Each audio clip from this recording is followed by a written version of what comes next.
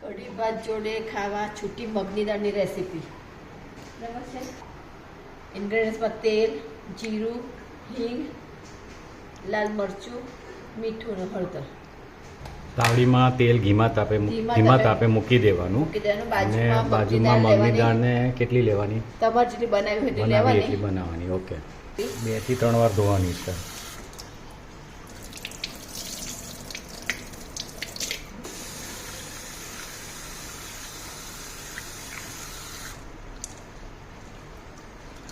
બધું વ્હાઈટ પાણી નીકળી જવું જોઈએ એવું ને, ચોખ્ખી થઈ જવું. તેલ ગરમ થવા આવ્યું હશે. જીરું નાખવાનું.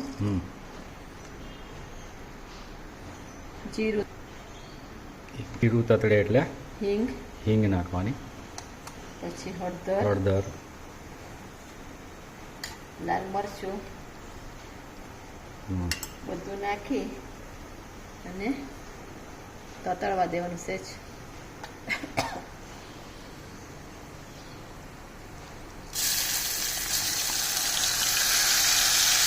પછી મગની દાળ નાખવાની.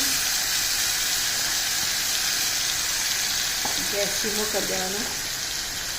મીઠું નાખવાનું અને પાણી રેડવાનું. એટલું આશરે.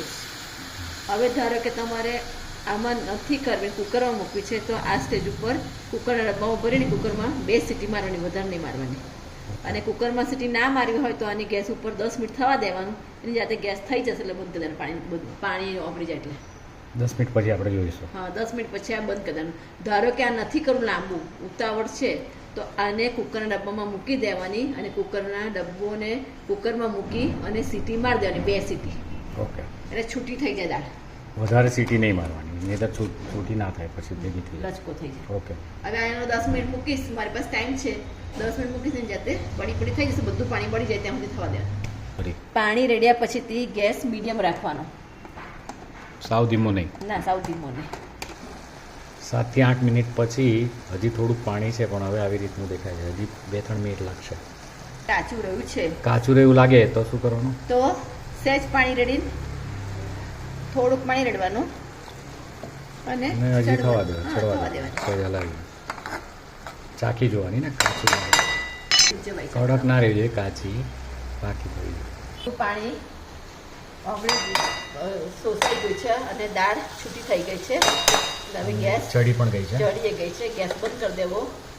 હવે મગની પાલકનું શાક બનાવવું હોય તો સેમ રેસીપી ફોલો કરો, પણ જ્યારે મગની દાળ પલાળીને નાખો છો તે જ વખતે પાલકની ભાજી જોડે સમારીને નાખી દેવાની.